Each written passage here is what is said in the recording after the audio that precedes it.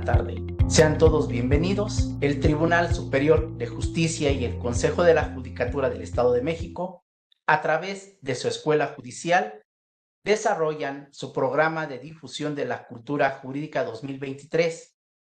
En este marco se realizará la conferencia en línea El Neuroderecho, una tendencia mundial y su aplicación a casos prácticos. Para disertar este tema, contamos con la participación del doctor Rubén Darío Merchant Ubaldo, catedrático e investigador de la Universidad Anáhuac, conferencista y facilitador nacional e internacional, a quien damos una cordial bienvenida y agradecemos su presencia. A continuación, daremos lectura a una muy breve síntesis de la extensa ficha curricular de nuestro distinguido invitado. El doctor Rubén Darío Merchant Ubaldo cuenta con la siguiente trayectoria educativa: licenciatura en Derecho, especialidad en Derecho Penal, maestría en Derecho Civil, maestría en Alta Dirección Empresarial, doctorado en Derecho, doctorado en Alta Dirección Estratégica Internacional, postdoctorado en Investigación Jurídica, postdoctorado en Derechos Económicos, Sociales, Culturales y Ambientales y Ciencias Jurídicas y Políticas por la Universidad de Buenos Aires, Argentina, con el auspicio de la Corte Interamericana de Derechos Humanos. Ha sido docente de licenciatura y posgrado en varias universidades, destacando a la Universidad Anáhuac Norte. Ha realizado artículos para revistas de México, Panamá, Ecuador, Perú, España, Estados Unidos y Colombia. Ha impartido conferencias, talleres y congresos en Paraguay, Bolivia, Argentina, Colombia, Brasil, Rusia, Ecuador, Finlandia, Perú, entre algunos otros. Asimismo, ha sido revisor y sinodal en trabajos de investigación de licenciatura y maestría, así como director y o tutor en trabajos de investigación en los mismos niveles de licenciatura y maestría. Concluida esta breve reseña, damos paso a la exposición por parte de nuestro distinguido conferenciante. Adelante, doctor Merchant. Hola, muy buenas tardes a todas y a todos. Agradecidos por la invitación, en particular con el doctor Ricardo Alfredo Sodi Cuellar, presidente del Tribunal Superior de Justicia y del Consejo de la Judicatura del Estado de México, así como al doctor Jaime López Reyes, director general de la Escuela Judicial de la misma entidad federativa. El tema que nos lleva el día de hoy a disertar es un tema muy fácil de tal vez enumerar o tal vez de describir, pero que es complejo al momento de considerar una posible aplicación. Ya lo verán con todo lo que traigo para ustedes en el material que estructuré justamente para adentrarnos al tema del neuroderecho y la nueva tendencia mundial, su aplicación a casos prácticos. Iniciaremos con cuestionarnos de qué son las neurociencias. Las neurociencias son una conjunción de varias disciplinas científicas, pues, que se encargan de estudiar la estructura, la función, las bases moleculares y patologías del sistema nervioso. Y esto en razón a cómo interactúan. Además, pues constituyen las bases biológicas de nuestra conducta. No podemos soslayar que a lo largo de los años ha sido un enigma el descubrir el funcionamiento del cerebro humano. Bueno, ya hubo algunos intentos muy valiosos.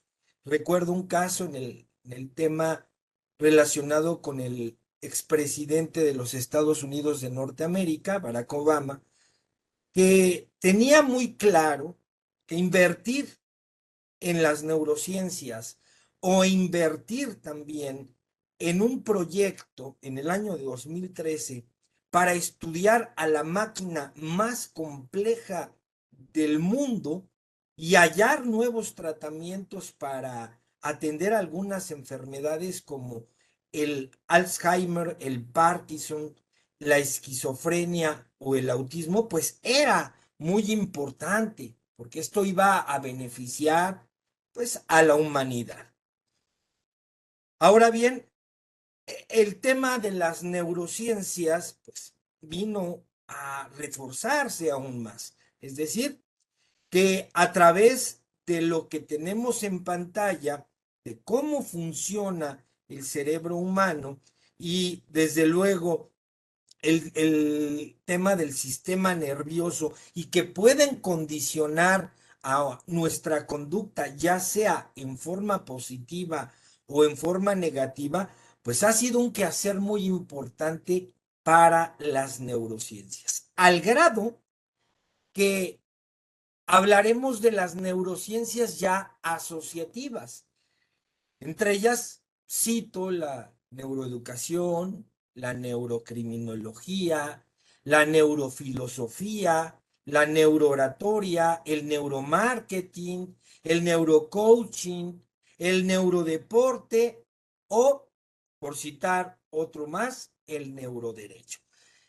Por supuesto que todo esto no se logró de la noche a la mañana. Primeramente, habría que entender de manera profunda qué son las neurociencias, cómo trabaja justamente el cerebro humano. Hay un dato muy importante, por ejemplo, como un referente de los primeros estudios y avances de las neurociencias. Está el caso de Payne Gage y el de Charles Whitman. Y lo pueden buscar en internet, son de dominio público. Estos grandes antecedentes nos van a permitir buscar el cómo surge la investigación primaria del de el tema de las neurociencias. Por ejemplo, en el caso de Payne Gage en Estados Unidos, este personaje se dedicaba, por ahí de 1860, se dedicaba a realizar algunas actividades para abrir camino en las líneas del ferrocarril. Y resultó que, derivado de una explosión, una varilla, así como ven la imagen, atraviesa su cráneo y pues increíblemente llevan a este sujeto al médico y al ver justamente el galeno, la situación las circunstancias de Payne Gage, pues queda atónito. ¿Por qué? Porque todavía estaba vivo.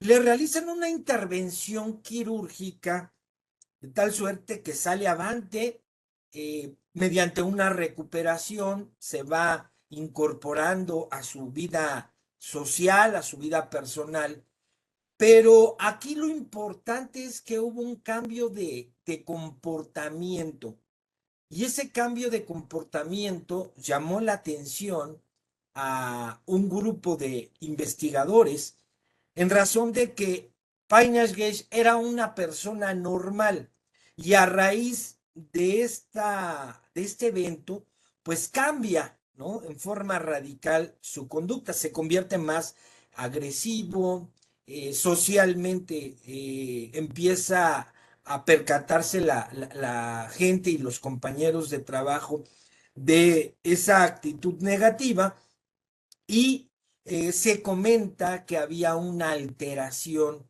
biológica, ¿por qué no decirlo así?, de su fisonomía.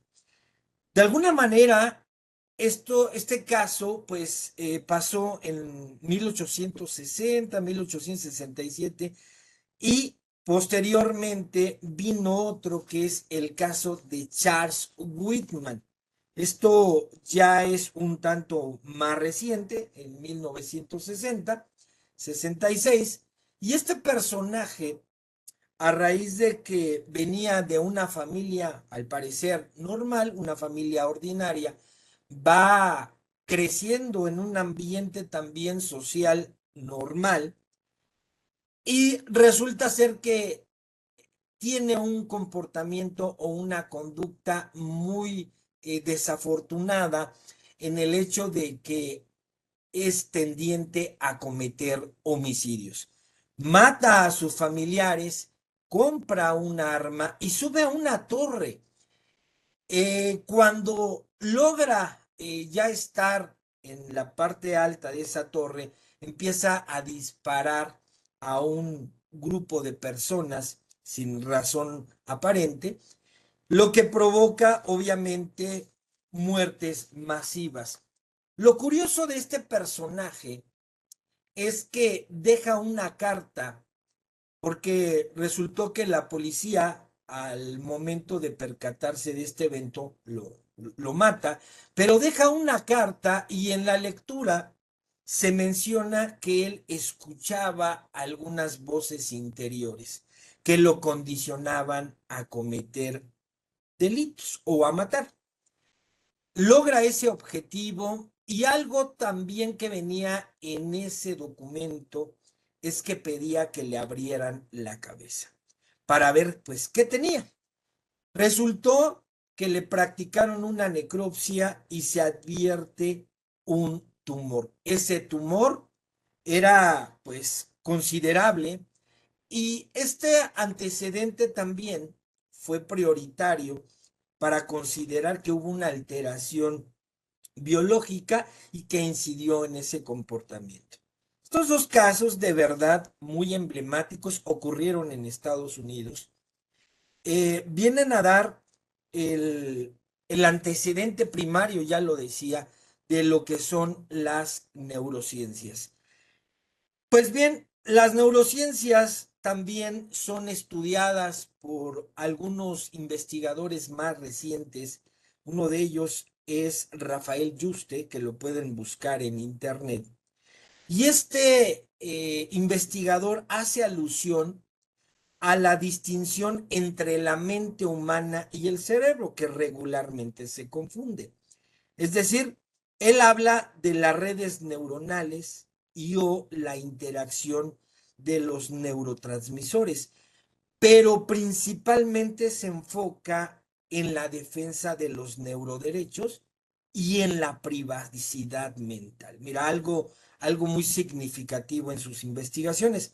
Esto pareciera pues complejo de entender, sin embargo, es conveniente, ¿por qué no?, ir descubriendo nuevas opciones para visualizar algunos tópicos que se derivan de las neurociencias.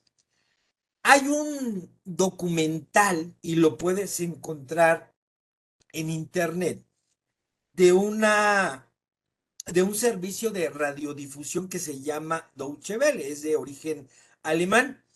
Y en ese documental, se encuentra en YouTube, en ese documental mencionan cómo los alimentos, fíjate, cómo los alimentos influyen en el comportamiento humano, ¿no? Entonces, aquí esto en realidad es un paradigma, es una nueva forma de ver, de analizar, de estudiar y de, o por qué no, reflexionar sobre ciertas conductas que tenemos como seres humanos. Desde luego que han surgido entonces los neurocientíficos y estos neurocientíficos pues se encargan de realizar estudios sobre la cuestión de las neurociencias. Y mira, algo de lo que interesa también a las neurociencias es o son las sustancias u hormonas naturales o químicas. Y cuando hablo naturales, pues son las que genera de manera normal el cuerpo humano, o algunas elaboradas, por supuesto, en forma química. Y aquí tenemos algunas de ellas, por ejemplo, la dopamina, la serotonina, la oxitocina, la melatonina, la endomorfina, la noradrenalina, la adrenalina, la vasopresina o el cortisol. Mira, te voy a poner un ejemplo. Dentro de estas sustancias o hormonas naturales, se me ocurre la adrenalina que genera el cuerpo de manera normal. En caso de un sismo, tenemos como seres humanos a bien, pues, alertarnos, asustarnos. Es más, salir, ¿por qué no? Corriendo, aunque hay que atender, obviamente, las indicaciones que nos dan las áreas o instituciones de protección civil. Pero la reacción normal del cuerpo humano es huir, es correr. Si no generáramos esa sustancia, la adrenalina, pues créeme que estaríamos estáticos, estaríamos inertes, ¿no?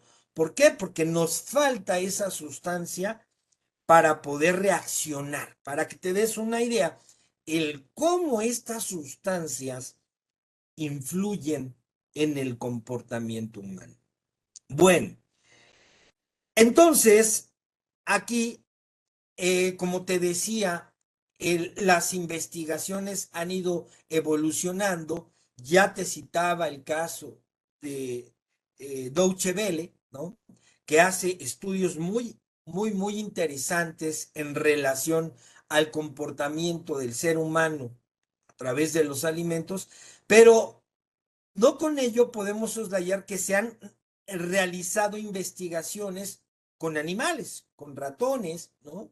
Hay universidades como la Universidad de Melbourne en Australia, ¿no? Se han hecho investigaciones, por ejemplo, en ratones sobre si les das comida chatarra o exceso de azúcares, pues pueden atrofiar el cerebro. Y eso también puede incidir o aplicarse, ¿por qué no? En el caso de los seres humanos, si consumimos este tipo de productos.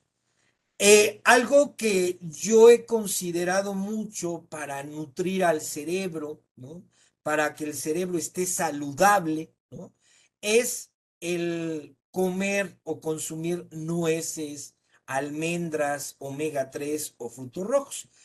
Créeme que esto nos permite estar alertas, nos permite tener un cerebro sano y hablo de los alimentos ordinarios tal vez que consumimos. Sabemos que las azúcares pues sí nos llegan a afectar con el tiempo. Bueno, pues sabemos por supuesto que en la cuestión de la medicina, en el caso de la diabetes, mucho tiene que ver con el consumo excesivo de azúcares. Y aquí, por ejemplo, podemos advertir algunos cuestionamientos. Mira, ¿realmente somos tan libres de decidir sobre nuestros actos o sobre nuestras conductas? Otro cuestionamiento sería, ¿puede la neurociencia destruir el libre albedrío o bien nuestra conducta está asociada a ciertas sustancias? Y finalmente, a través de suministrar algunas sustancias, ¿es posible controlar el comportamiento humano? Estas preguntas nos hacen reflexionar en gran medida, pero debo decirte que por lo que vengo comentando, en realidad sí tendríamos que hacer un parteaguas, un nuevo paradigma y no casarnos únicamente con algunos modelos o teorías de los que venimos trabajando. Estamos considerando abrirnos a la posibilidad de nuevo conocimiento y ese nuevo conocimiento lo va a dar pues las neurociencias. Entonces, este es el primer foro que realizamos tocante a este tema, porque ahora vamos a considerar el tema del neuroderecho.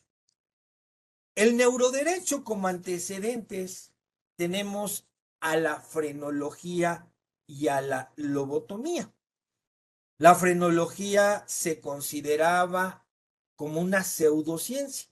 Tienes aquí en la pantalla una imagen que nos permite visualizar cómo algunos investigadores determinaban, en el caso del ser humano, para saber si tenía o por qué tenía un comportamiento negativo. Bueno, pues dividían la cabeza, dividían el cráneo en ciertas zonas y bueno, con eso y de acuerdo a sus estudios, me parece limitados, consideraban a través de la frenología las causas por las cuales una persona tenía una conducta antisocial.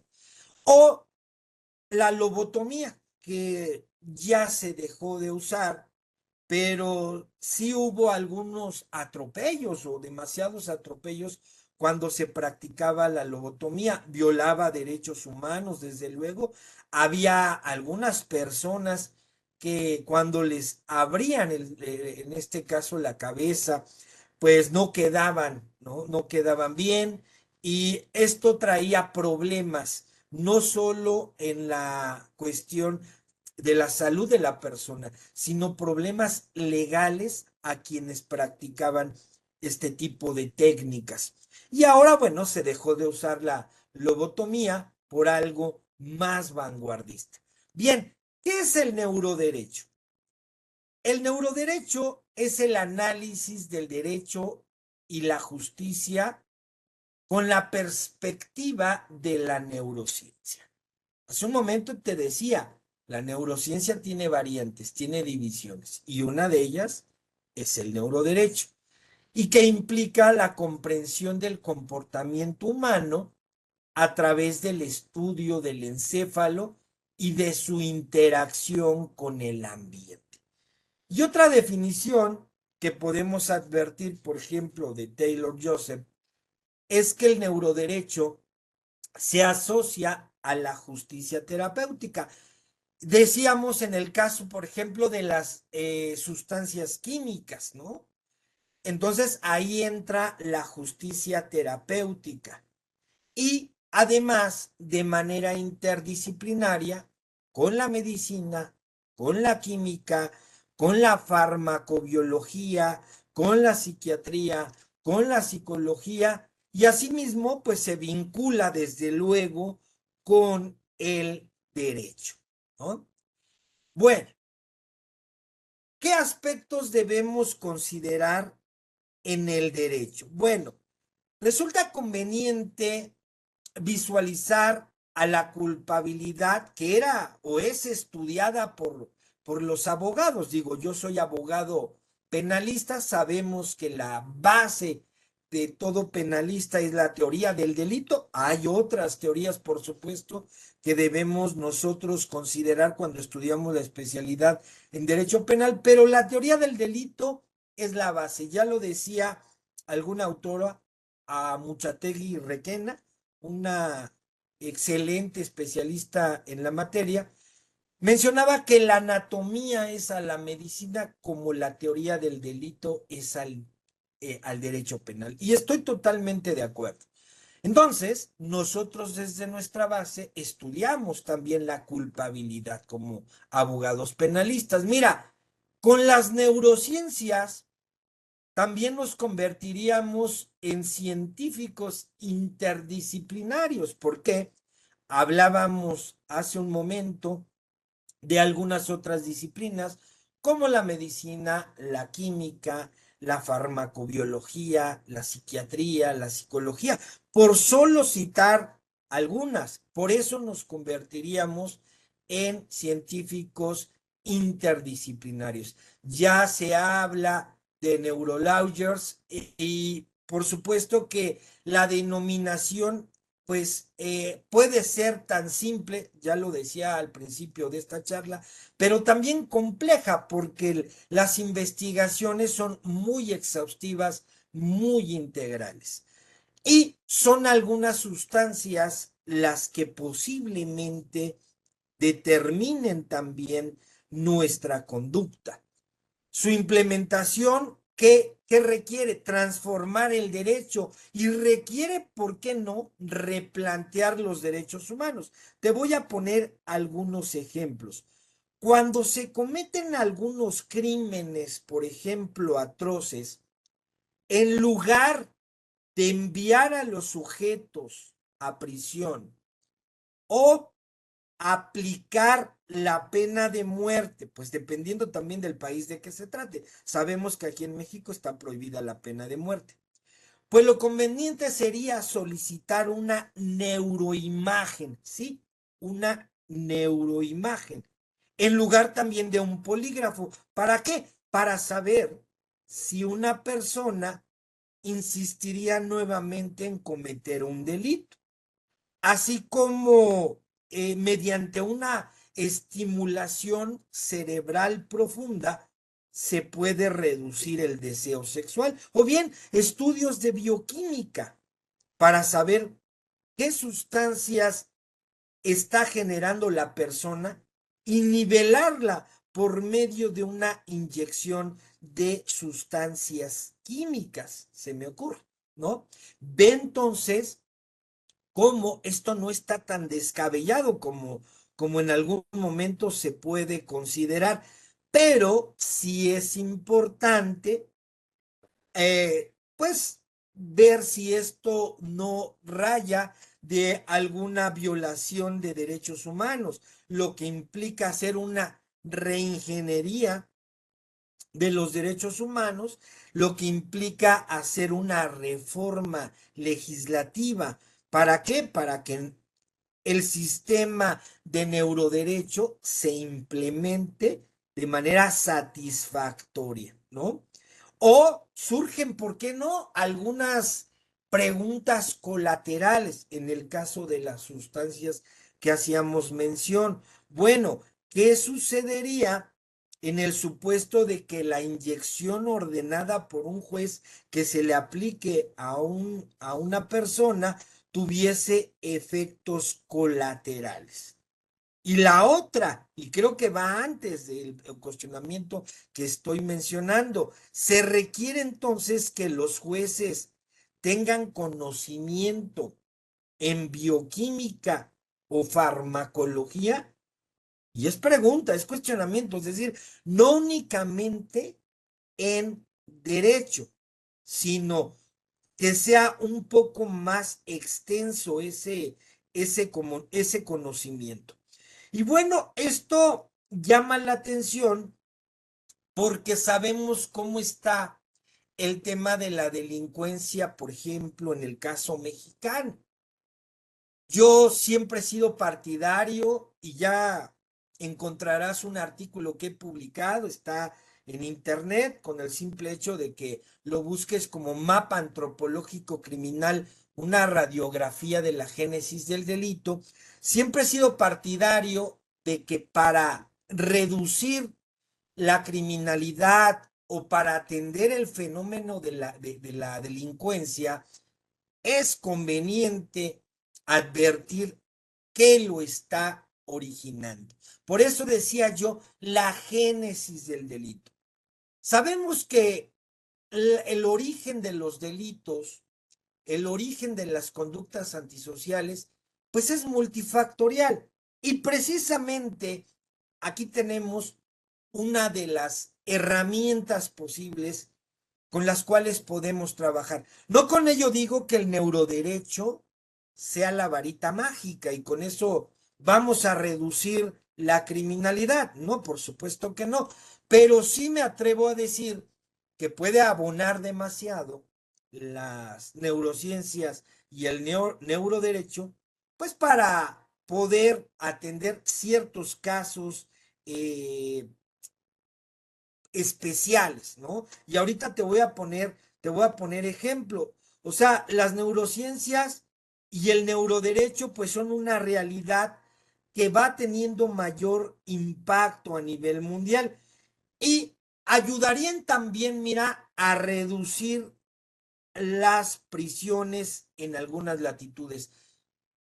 Hay que voltear a ver a los países como Suecia, como Dinamarca, como Noruega, que están cerrando las prisiones. Y aquí la pregunta es, ¿cómo lo están logrando? Bueno, déjame decirte que esto se logra a través de la prevención del delito, se logra a través de educación, se logra a través de valores, se logra a través de principios desde la familia y se replica en la sociedad y se replica en la función del Estado. Eso lleva tiempo. Eso lleva tiempo. Eso no se logra de la noche a la mañana como de repente algunos políticos o algunos titulares de las secretarías de seguridad quieren obtener resultados inmediatos. No, esto lleva un proceso, lleva, ¿por qué no?, décadas. Pero creo que los resultados bien vale la pena que si nosotros somos constantes en aplicar algo así, pues tendríamos una sociedad más sana. Pero bueno, en relación con esto, y aplicable el tema de las neurociencias, pueden reducirse el tema de la violencia en algunos delitos, considerando la hipótesis de que con las sustancias inciden en el comportamiento humano y pueden nivelar al sujeto, ¿no? Es decir, por ejemplo, si le falta o le sobra oxitocina, pues se puede nivelar el ser humano para que tenga un comportamiento positivo. Bueno, lo podemos considerar, ya decía yo, en el tema de la violencia que se ocasiona en algunos núcleos familiares. Entonces, ahí vemos la funcionalidad de las neurociencias. Y la otra, casos de violación. Se puede, ¿por qué no?, el considerar reducir el deseo sexual en algunos violadores, ¿no? Entonces, ve con ello que el efecto es lograr una verdadera reinserción social. Entonces, por eso es que importante estos temas que estamos, en este caso, debatiendo, para que más adelante, no sé, en el año 2030, poquito más o menos, ya el tema del neuroderecho logre afianzarse. No con ello te digo que va a desaparecer el derecho penal, ¿no? Por supuesto que no, el derecho penal yo creo que va a ser perenne. Sin embargo, habrá la posibilidad que algunas ciencias como la criminología, algo más vanguardista como el neuroderecho, pues logren alcanzar o, por qué no, hasta rebasar el derecho penal, ¿no? Y esto es importante porque las tendencias a nivel internacional, lo que menos se quiere es represión y lo que más se apuesta ahora es la prevención. Ya decíamos, en países de primer mundo como los que había citado, bueno, tienen una muy buena implementación de prevención del delito. Bien, aquí, ¿qué aspectos también debemos hablar en relación al neuroderecho? Hablábamos casos de personas violentas, es decir, se le puede quitar noradrenalina a una persona, se le inyecta oxitocina y vasopresina, es decir, nivelar esas sustancias químicas. Mira, tres aspectos fundamentales debemos advertir en el caso del neuroderecho: revisión, evaluación e intervención. Revisión es poner en duda el libre albedrío, el abolicionismo del derecho penal y la prisión. Por, por lo que toca a la evaluación, y hemos visto algunos estudios que se han realizado en la fatiga judicial, es decir, momentos adecuados en los cuales los jueces o los impartidores de justicia toman una decisión por la mañana y toman otra decisión por la tarde. Ya se han realizado algunos estudios, a lo mejor es por el cansancio, a lo mejor es por la falta de alimento, a lo mejor es por un estado emocional que tienen estos servidores o funcionarios judiciales. Y en cuanto a la evaluación, pues es la aplicación al acusado de una resonancia magnética y obtener una neuroimagen en vez de un polígrafo. Y en la intervención, en casos de reincidencia, una neuroimagen permitiría saber si una persona, ya lo decía en algún momento, insistiría nuevamente en cometer un delito. Mediante una estimulación cerebral profunda, también se puede reducir el deseo sexual. Ve cómo con estos casos estamos considerando el aplicar el neuroderecho. Mira, se me viene a la mente algo muy interesante. Hablamos mucho de las conductas antisociales, hablamos mucho de los delitos, pero ¿qué te parece si retomando la cuestión de las sustancias y hablando de muchos jóvenes o adultos que intentan suicidarse, si hacemos un estudio o hacemos un examen bioquímico de qué sustancias son las que le faltan o las que le sobran, podemos nivelarlos de tal suerte que con eso a lo mejor dar la pauta en que puedan desistir de esa conducta. A lo mejor muchos de los que están presentes o de los que nos logran ver en algún momento que son psicólogos podrán decir, bueno, ¿y dónde queda la psicología? ¿Cuál sería el papel de la psicología? No, la psicología seguiría trabajando como esa ciencia tan importante en estos casos de intentos de suicidio. Sin embargo, creo yo que daríamos pauta a algo que se llamaría neuropsicología y que ya se está trabajando en ello. Entonces, no enfocarnos solo en delitos, sino también en otro tipo de comportamientos que pueden condicionar algunos decesos. Bueno, dentro de los primeros avances me llama la atención el caso de David Eagleman, porque dice que derivado de su investigación de las neurociencias y del neuroderecho, llegó a la conclusión de que la libertad humana no es tan libre como se cree. Es decir, determinó que las decisiones que tomamos no son ni tan racionales ni tan libres como creemos. Y ello resulta difícil de entender porque toca los cimientos del derecho penal, porque lo conflictúa. Y esto es importante recalcarlo, en razón de que para los penalistas hablar de neuroderecho resulta complicado, porque sí conflictúa el tema de la culpabilidad, algunos tópicos de la teoría del delito, por algo un tanto más vanguardista. Yo creo que aquí sería abrir la mente a nuevas áreas de oportunidad para que el neuroderecho sea insertado, sea investigado en el derecho penal por los estudiosos del derecho penal.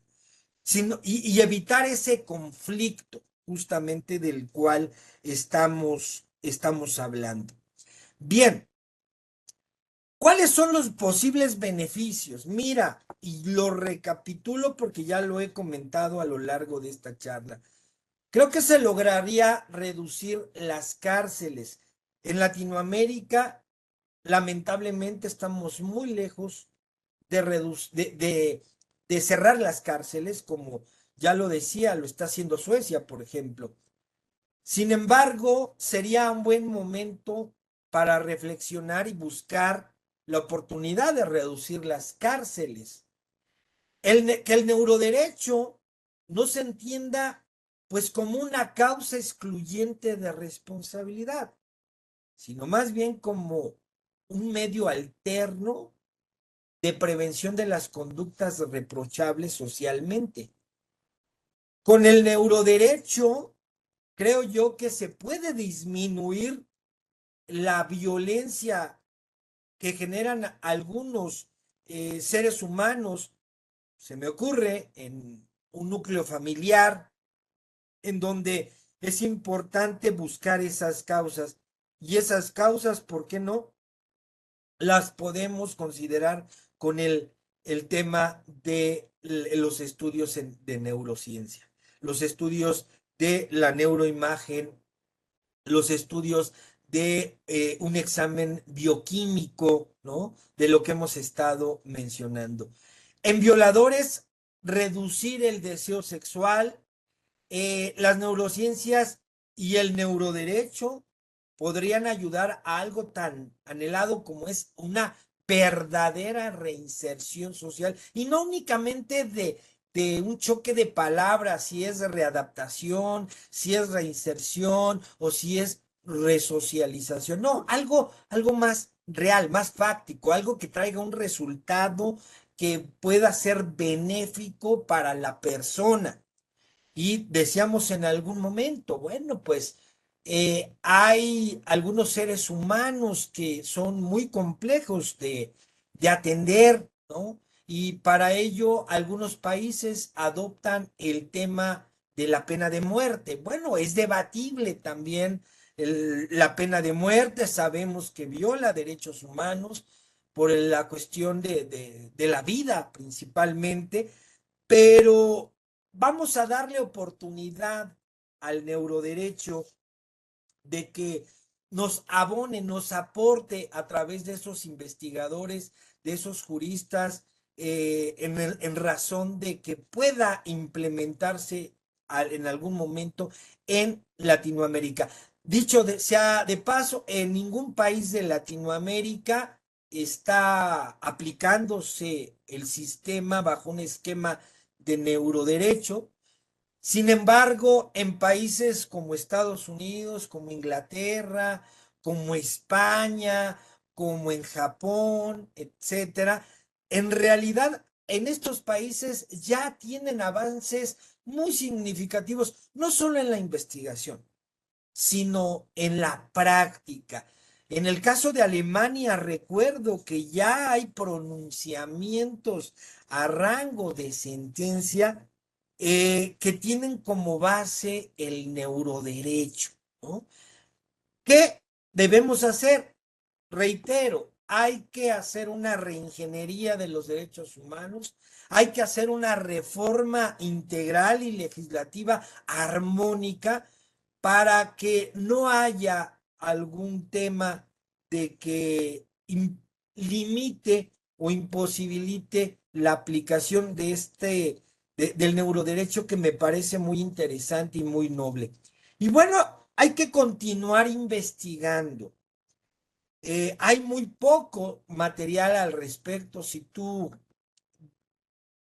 puedes dar una revisión de algunas investigaciones indexadas o científicas o arbitradas, te darás cuenta que hay muy poco en relación a países de Latinoamérica o Hispanoamérica. Hay más investigaciones en el mundo anglosajón, lo que nos obliga también es a que no quedarnos atrás y seguir evolucionando. ¿Para qué? Para investigar respecto del enigma o de los enigmas de la máquina más interesante y yo creo que de la más compleja de todos los tiempos, que es el cerebro humano. Bien, dentro de las preguntas en este segundo foro, porque recordando que lo dividimos en dos, el primero neurociencias y el segundo de neuroderecho, pues yo te formulo lo siguiente. ¿Cuál es tu opinión del neuroderecho? ¿Es posible aplicar el neuroderecho en México o en Latinoamérica? Y en caso que así sea, ¿qué se necesitaría para su implementación? Creo que algunas de los comentarios que ya te hice, pues responden estas preguntas, pero qué mejor que tú tengas un criterio y tengas algunas aportaciones, algunos comentarios en relación a este tema. Y si deseas contactarme, si deseas saber más respecto de este y otros temas, yo me dedico mucho a investigar, a estudiar temas vanguardistas, compliance, legal o corporativo, el tema de la inteligencia artificial vinculada con el derecho o con los derechos humanos. Y el día de hoy, bueno, pues la cuestión de las neurociencias y el neuroderecho me parece que es un tema obligado ya para muchos investigadores o estudiosos de la rama del derecho, de la abogacía.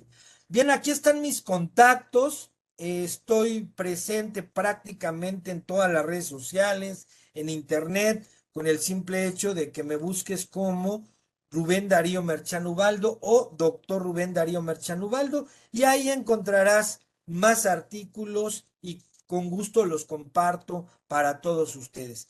Agradecidos por la oportunidad brindada, por el espacio, y bueno, pues yo quedo a tus órdenes.